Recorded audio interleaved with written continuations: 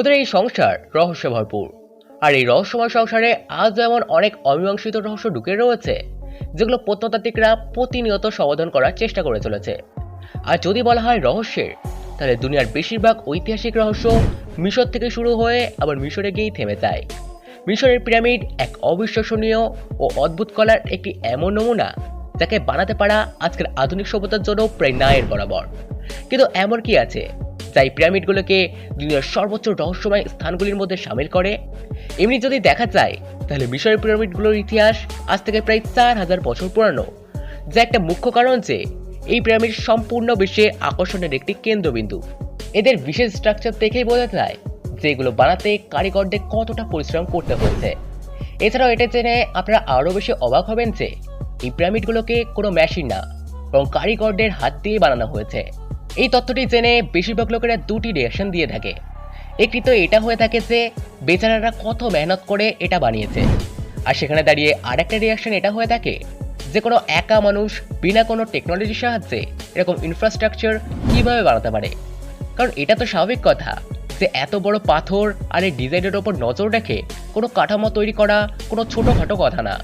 কিন্তু এই তথ্যের সাথে ঠিকঠাক পরিচিত হওয়া সত্ত্বেও যদি এরকম কোনো ইনফ্রাস্ট্রাকচার দেখা যায়, তাহলে মনে হবে মিশরবাসীর কাছে কোনো না কোনো টেকনোলজি তো অবশ্যই ছিল, যা তারা নিজের ইতিহাসে কখনো বর্ণনাই করেনি।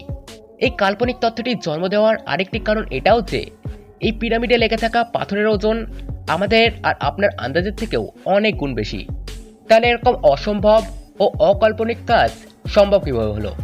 এটা জানার জন্য আমাদেরকে শুরু থেকে জানতে হবে যে এই পিরামিডের নির্মাণ কোথা থেকে হয়। তাহলে চলুন এই কাহিনীটি শুরু করা যাক। তো আজ থেকে প্রায় 4000 বছর পূর্বে মিশরীয় রাজাদের দ্বারা পিরামিডের নির্মাণের ফরমান বার করার তৎক্ষণাৎ পর জমি আর কারিগর সমেত অন্যান্য ব্যবস্থা জোগাড় করা শুরু করা হয়।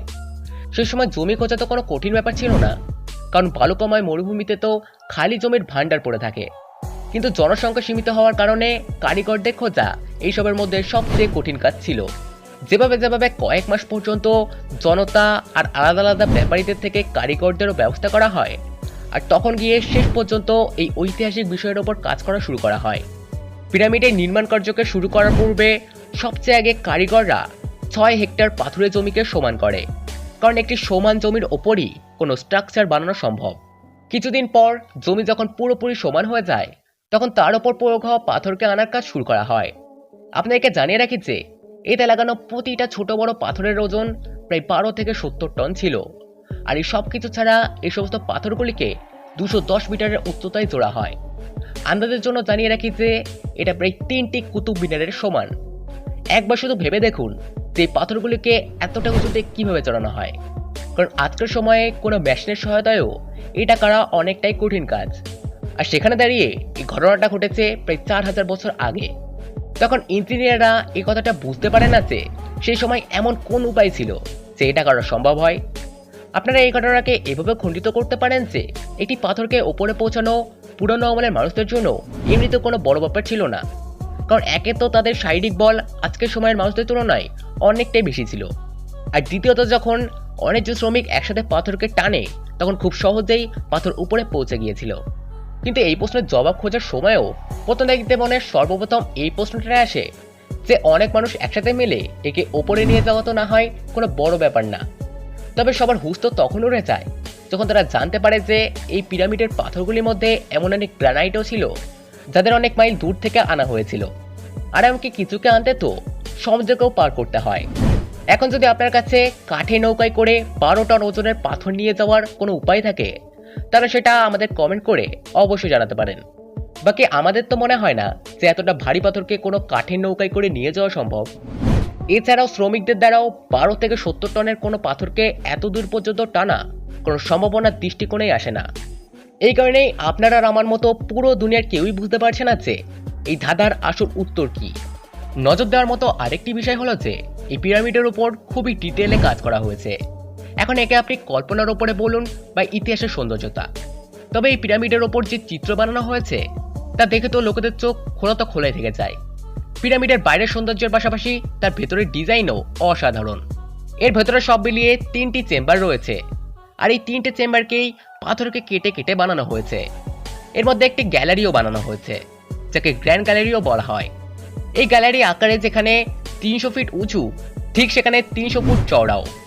কথা যদি বলা হয় পুরো ইনফ্রাস্ট্রাকচারের, তাহলে এই পিরামিডগুলোকে বানাতে প্রায় 23 লক্ষ পাথরের প্রয়োগ করা হয়েছিল। দূর থেকে দেখতে তো এই সমস্ত পাথর বরাবর এবং সমান, কিন্তু এই পাথরগুলি আসলে একদম অমসৃণ, যেরকমটা আমরা বড় বড় পাহাড়ে দেখতে পাই। এগুলো তো কারিগরদের প্রশংসনীয় কাজ, যা কোনো মেশিন ছাড়াই এই পাথরগুলোকে এত সুন্দর রূপ দেওয়া হয়েছে। একবার ভেবে দেখুন যে প্রথমে তো এই পাথরগুলোকে অনেক দূর থেকে অসীম পরিশ্রমের সাথে নির্মাণস্থলে আনা হয়েছে। তারপর এই পাথরগুলিকেই ঠিক করে সেট করা, তাকে সঠিক আকার দেওয়া আর তাতে নাকাশি বানানো, এই সমস্ত কাজ মানুষের দ্বারাই করা হয়েছে, যা নিজের মধ্যেই এক অনেক বড় প্রমাণ দেয় যে মানুষের বাস্তবে কতটা ক্ষমতা রয়েছে।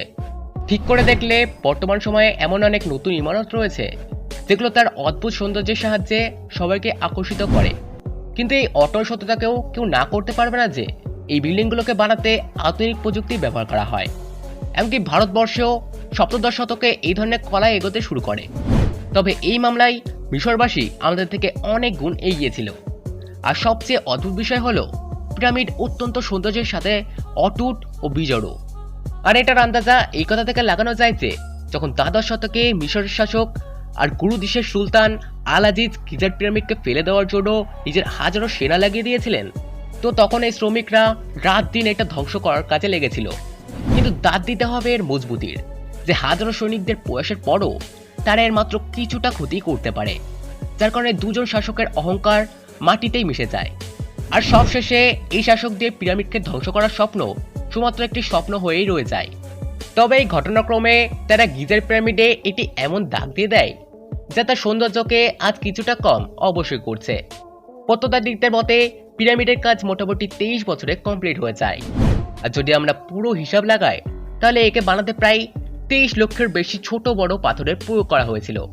শুনতে এই সময় হয়তোবা আপনার অনেকটাই বেশি অদ্ভুত মনে হচ্ছে, কিন্তু যদি আপনাকে অঙ্কের একটি বেসিক ক্যালকুলেশনের সাহায্যে বোঝায়, তাহলে সেই সময় কারিগরদের মোটামুটি একটি পাথর রাখতে প্রায় 5 মিনিটের সময় লেগেছিল। আর এটাও তখন যখন যদি তারা 365 দিন লাগাতার 1 মিনিটেরও দেরি না করে থাকেন তাহলে। এখন এটা তো আমরা সকলেই জানি যে 5 মিনিটে তো ঠিকমতো ম্যাগিও তৈরি হয় না। আর এখানে তো একজন সাধারণ কারিগর পুরো একটি পাথরই লাগাচ্ছিল, যাতে কখনো কখনো ছোট আবার কখনো কখনো বড় পাথরেরও সময় আসে, যা না শুধু এটাই দেখায় যে তারা নিজেদের কাজে কতটা নিপুণ ছিল, বরং ইঞ্জিনিয়ারিং এর মামলায়ও তারা আজকালকার ডিগ্রিধারীদের সাথেও টক্কর দিতে পারেন। মিশরের পিরামিডের ওপর অনেক লম্বা সময় ধরেই প্রত্নতাত্ত্বিকরা রিসার্চ করে চলেছেন। আর এই রিসার্চের দরুন তারা এমন অনেক কিছু দেখে যা তাদের চমৎকার কারিগরকে দেখায়। যেমন ধরুন, এই পিরামিডকে এমনভাবে বানানো হয়েছে যে এর মধ্যে একটি নরম সুতো যাওয়ার মতনও গ্যাপ নেই। আর পাথরগুলোকে তাদের আকার আর রূপের অনুসারে এভাবে সাজানো হয়েছে যে বিপরীত দিশার পাথরের দেয়ালও সেই রূপ আর আকারের। কথা যদি বলা হয় সেই সময়ের ভাষার, তাহলে পিরামিডের দেয়ালের ওপর যে সমস্ত লিপি অঙ্কিত রয়েছে সেগুলো সেই মিশরের লিপি, হাইরোগ্লিফিক্স। দুর্ভাগ্যবশত এই লিপি এখনো অবধি সলভ করা যায়নি, কিন্তু এমনটা তো সমস্ত বিজ্ঞানীরাই আন্দাজে লাগায় যে লিপিতে ব্রহ্মাণ্ডের সাথে জুড়ে থাকা কোনো বিশেষ সত্যতার ব্যাপারে লেখা রয়েছে। সত্যি বলতে মিশরের লোকেদের কাছে জ্ঞানের সেই ভাণ্ডার ছিল যাকে হয়তোবা বিজ্ঞান আজকে আধুনিক যুগেও অর্জিত করতে পারেনি। এই কারণে এই হাইরোগ্লিফিক্স শুরু থেকেই বিতর্কে রয়েছে। এখনো পর্যন্ত তো আপনি শুধুমাত্র মিশরের পিরামিডের ব্যাপারে ইনফরমেশন নিচ্ছিলেন, কিন্তু আপনি এটা জেনে অবাক হয়ে যাবেন যে শুধুমাত্র মিশরই না, পুরো বিশ্বে এমন 9টি জায়গা রয়েছে যেখানে এই ধরনের কলার নমুনা দেখা যায়।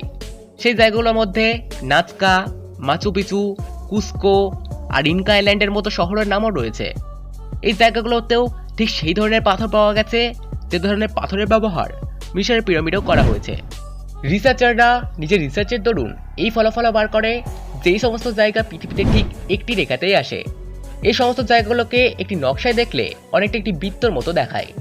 আর এই বৃত্তও এমন যে যেখানে শুরু হয় ঠিক সেখানে এসেই শেষ হয়। এটা এক এমন কাকতালীয় ঘটনা যা আমাদের ভাবনারও বাইরে। কিন্তু এমন অনেক বৈজ্ঞানিক আছে যারা বছরের পর বছর ধরে এলিয়েন লাইফ আর বাইরের জীবন নিয়ে স্টাডি করে চলেছে। তারা এটা মনে করে যে এই ধরনের স্ট্রাকচার স্পেসে এমন অনেক জায়গায় দেখা যায় যেখানে এলিয়েন লাইফ থাকার সম্ভাবনা জানানো হয়, যদিও এখানে নির্দিষ্টভাবে আমরা কিছুই বলতে পারবো না, কারণ সেই জায়গাগুলোতেও শুধুমাত্র সম্ভাবনায় জানা হয় যে সেখানে কোন ধরনের এলিয়েন লাইফ থাকবে। যে কারণে আমরা কি বৈজ্ঞানিকরা পর্যন্ত পুরোপুরি শিওর না যে সম্পর্ক কোনো এলিয়েন সভ্যতার সাথে আছে কিনা। তবে একটি কথা তো শিওর যে এখনো অবধি আমরা সেই সমস্ত জিনিস শিখে উঠতে পারিনি যে মিশরবাসী আজ থেকে প্রায় 4000 বছর আগে জানতো আর করতো। কিন্তু প্রশ্ন এটাই আসে যে কিভাবে হঠাৎ একটি সভ্যতা প্রকট হয়ে যায় আর তাদের কাছে এতটাই জ্ঞান চলে আসে যে তারা আজকের আধুনিক যুগকেও চ্যালেঞ্জ করতে পারে। আর তার থেকে বড় প্রশ্ন এটা আসে যে যেই সভ্যতার কাছে এত বড় জ্ঞানের সাগর ছিল তার সাথে হঠাৎ এমন কি হয়ে যায় যে তারা এক পলকেই চিরজীবনের জন্য তার নাম পর্যন্ত মুছে ফেলে। এখনো কি এমন কিছু আছে যা আমাদের চোখের একদম সামনেই রয়েছে কিন্তু তাও আমাদের চোখ থেকে ছুটে বেড়াচ্ছে? এখনো আমাদের সংসার নিয়ে এমন অনেক কিছু রয়েছে যা আমাদের ভাবনারও বাইরে।